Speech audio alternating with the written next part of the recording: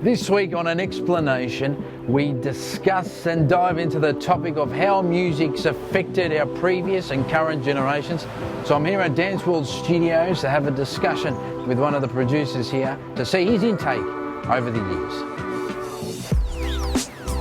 Well, we're in the recording studio at Dance World and I'm with George, a music producer. George, how are you?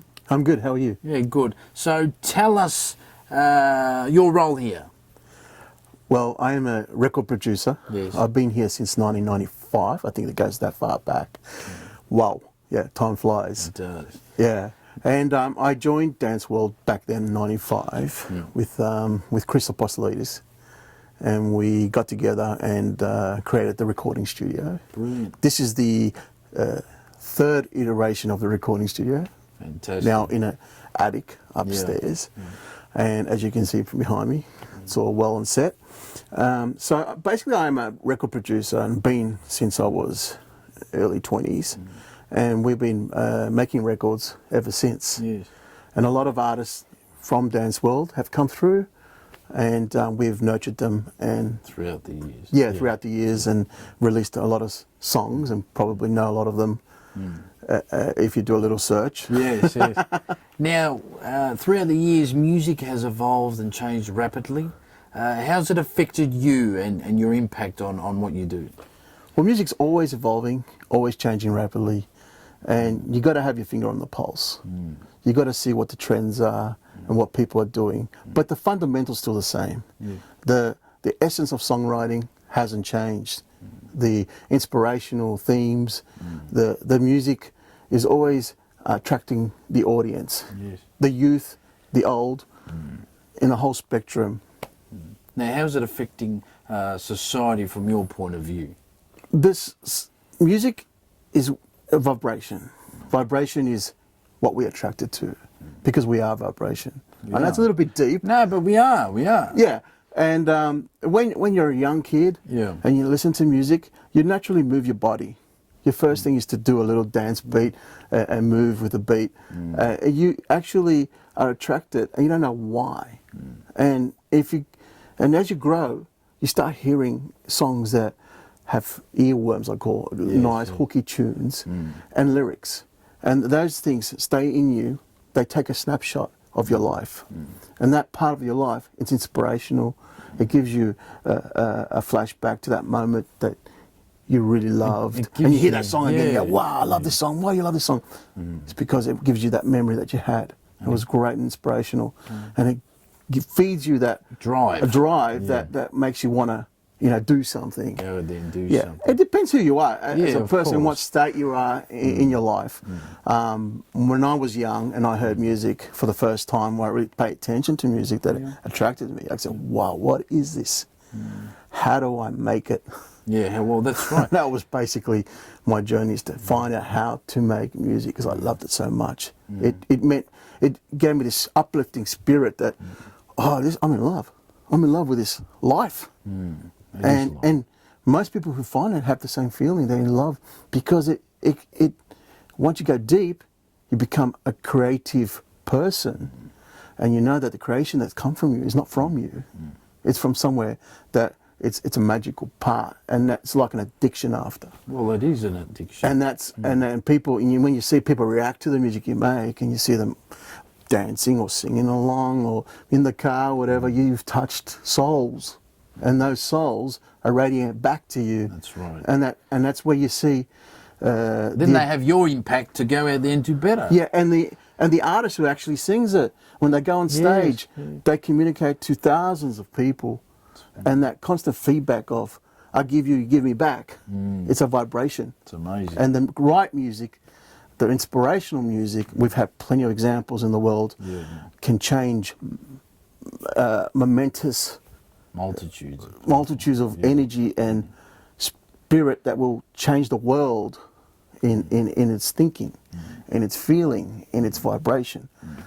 And obviously does have the same effect with the negative stuff, but thank God there's not enough negative stuff to change the tip the scales. So George, how has music changed from when you were growing up to the 21st century today? How's that impacted people on a whole new level in our society? Oh, there's been big changes. Back in the days, we can go back as the 80s, 70s and 60s, even the early 90s. There was no internet, there was no social media, there was just music and films. They were, the only way you could see films or hear music is radio, club, and basically from friends with their mixtapes that they've gathered from DJs. Look, listen to this new song, listen to that song. Yeah. So it was more of a fun aspect, finding that song that you heard once but you can't find it. So where does it come from? And Australia, being in Australia, had so much big live scene at that time where you could go to your local pub or local wherever the community was gathering. You could go and watch the latest bands from In Excess to AC/DC to Rock Melons and Wawanee back then. So I'm showing my age. So there was a place you could go as a youthful person and be inspired by the songs they were writing and presenting to the world. And today it's everything's at your fingertips. You go onto YouTube Music, you got Spotify, you got Apple Music, you got the whole world of music, and it's been released in the droves. There's good and there's the bad and the ugly, but fortunately there's a lot of inspirational stuff that we hear every day, and it's still the same thing. The song, the inspiration, the lyric, the groove, everything has to rock your world. And when it does, it's magical.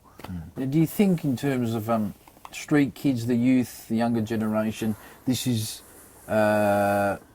saviour of the soul element of their life if they're having hard times? Could places that produce their own music like yourself create, such as example, workshops for them to get involved, get on board, use their gifts that they potentially... Definitely. We're all given gifts. Music is a language. It's a language which we can't really speak it. We can actually, you can't really describe it. You can't describe it. Like pictures. No. It's something that you receive, and it gives pictures, it gives words, it gives everything else. The vibration you're talking about. And these street kids who have lots to say about and want to turn things around, music's a fantastic vehicle where they can show this inspiration, get in contact with people like myself and yourself and everyone else out there, and be nurtured to become amazing in what they love. It would be amazing, wouldn't it? It would be in a perfect world. But you know, if you see all the greatest artists, they had a struggle at the start. They had something to say, something amazing to give to the world, to be a better place. And you see them all coming from broken places, hardships, and they struggled. They were honest with what they were feeling, and they were giving it and all of themselves into the art that they loved. And we have legends born from that. We do, yes. You know, so many legends. This is where music is a language. It's undeniable, and it will never be shut down. It'll go on forever. It will. We're probably the only species that listens to rhythm and dances like crazy. So if you were an alien coming out and watching us from above and saying, why are they moving like that?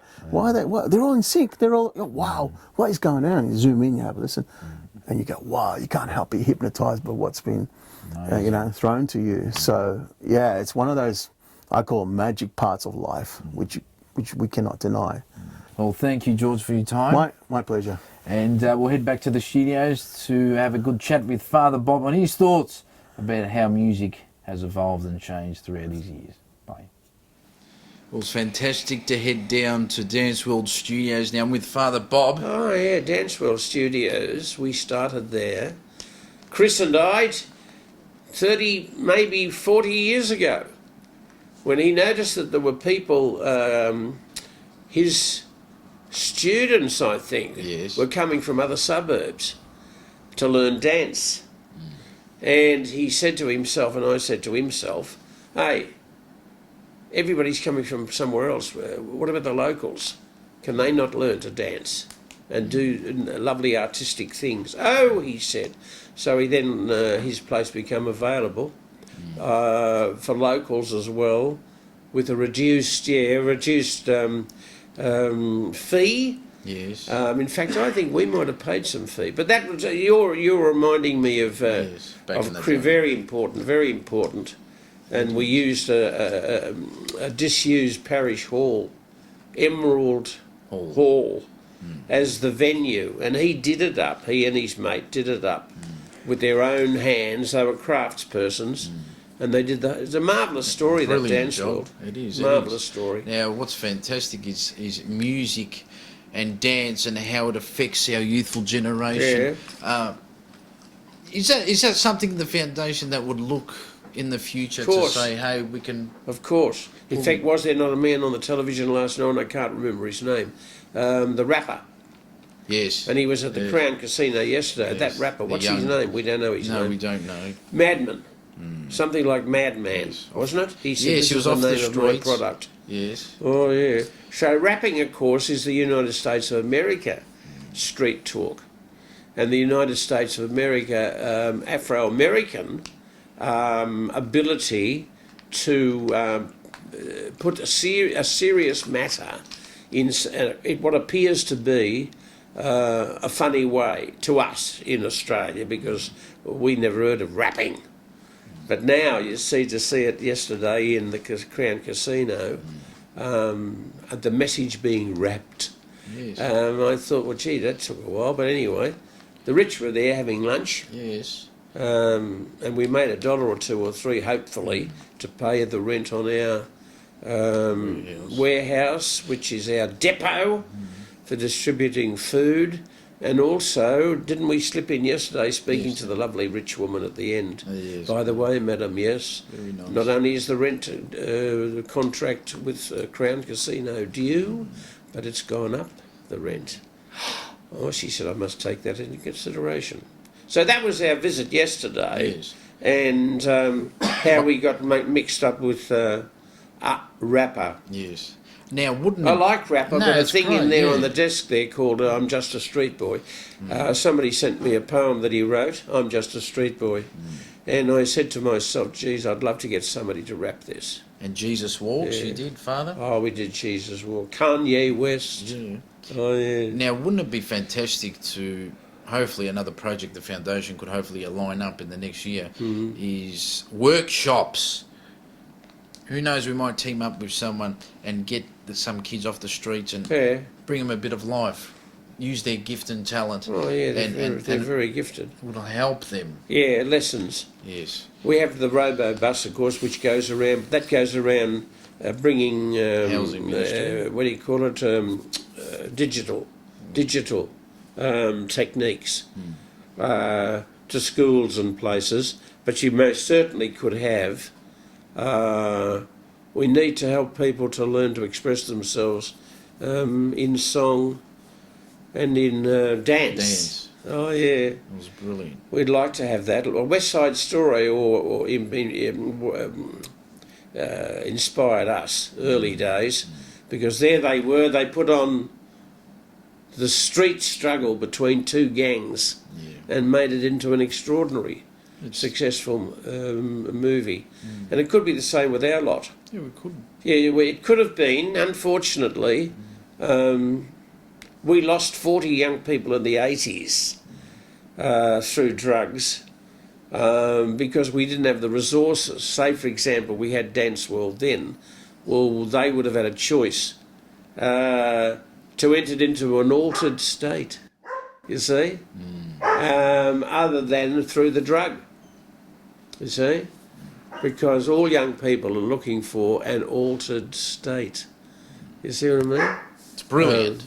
Well, they're sad first, and they may go mad with sadness. You know what I mean? And only a few of them, very few, would go bad from the madness. But you see, what we need is, and everybody's talking about, oh my God, we need to redesign our communities so they're compassionate. Now, Father, music's the healer. Now, what were you talking about, Fiddler? Oh, Fiddler on the Roof goes back a terrible long time. It was a musical, and Yeah, I suppose it was saying, look, for us Jewish people, wasn't it? For us Jewish people, music has gotten us through, and singing has gotten us through the worst of the Nazi regime and the concentration camps. Now, Yes. if it can do that in those disastrous situations, think what more it can do when the problems are not so life-threatening, but you feel as though they are. You know, we're not sure whether to get out of the bed. But if you got out of bed in the morning singing, that'd be a good start. It'll brighten you up, wouldn't it? Yeah, the Fiddler on the Roof. What do you like saying? Look on the bright side. I always look on the bright side of life. I pinched that from the what was that from the Jesus thing, Yes. the movie. Yes. Always look on the bright side of life. But also, what's the other one I like? If you can't get out of bed in the morning with a smile on your face, go to bed at night with a coat hanger in your mouth. Oh yeah. No, and you like... Because you need help, you see, you need physical help. Yes. See, we're not totally spiritual beings. See? I don't know what the stats people would say, how much of us is made up of animal and vegetable and mineral, you see, because they concentrate on our ability to think. And we don't do too well living in a community the way we're thinking right now, because the way we're thinking right now is pretty well animal. You see, we're all running around looking for the edge. And we're not looking for the edge to share, we're looking for the edge to keep. That's nice. See? So, well, that stands out like a dog's ears. Because of all the unusual behaviour patterns, not only in the western suburbs, but also in places where you would expect everybody to be bright and chirpy, and because they're doing well in life, they should feel well, but they don't. You see, because what they need and what we all need now is a soul.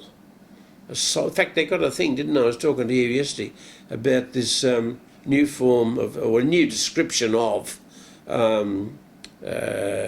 what is that thing called? Which one? Dilemma, not dilemma. What's that thing? Moral. Trauma. Yeah. Moral trauma. See, they said, oh yes, I know that the bridge collapsed on you, so you're suffering post-bridge collapse trauma. He said, yeah, well, the bridge didn't collapse on me, but I'm suffering general trauma, moral trauma, to the core of my being. So it's post-trauma, but moral. Yeah, but I mean, it's also continuing, because this moral dilemma in which the human race is presently placed, and especially in the West. Yes. Especially in the West, you see, because obviously the United States of America citizens are going through some extraordinary trauma because they keep pulling the gun on each other. You see what I mean? Now, I know they've got the gun laws, therefore they can have guns, but I'm simply saying there must be some reason why there's an outbreak of... I think the Americans surely are shooting more of themselves than are being shot by anybody from where they consider to be disorderly states. Well, the United States is, it's almost the disorderly states of America. You see? The chaotic states of America. CSA. CSA. Yeah. What am I saying, CSA? Chaotic States of America. Thank you. Chaotic states of America. And the Aussies will go that way too, because they're pinched between powerful China and powerful United States of America. And the Chinaman's got his own ideology, which he tarted up over the last, 20, 30 years, 40 years, so that Western people would feel, comfortable with Chinese regime, which encourages people to make money, you see, which flies in the face of the previous Mao Zedong, the Little Red Book ideology, you see. So the Americans needed to feel reassured. I don't think they like to be reassured in this instance because they dearly were looking for a fight between China and themselves. Because when in doubt, the US of A pick a fight. You see, they always have, and I don't know whether they always will, but I mean, that's the case, and they pick a fight with their own citizens. You see, and that's where rap came from. You see, rap came from an inability of ordinary people, especially Afro-Americans, to express dis-ease, not disease, but dis-ease, with social poverty. You see? So that's why we've called this meeting, George. Yeah, it was nice. We've called this meeting maybe to try to have an explanation of these disturbing trends. There's no need for us all to go down the slippery path into chaos. There's no need, but it means that each man, woman and child has to, as the British would say at the Battle of Waterloo, it's time for every man to do his duty. Well, it's time for us to do our duty, you see. And what a better way to build a community through Thank music. you, thank you. Through who? Through the sound of music. Ah, the hills are alive with the sound of music. Every place should be alive with the sound of music. Should be. Thank you. Well, thank you, Father Bob. Thank you, George. And thank you, Nick. Well, it was lovely today to go to Dance World and get a little bit of an insight Yes. on how music and dance affects the Indeed. youth. So until next week, take care and goodbye.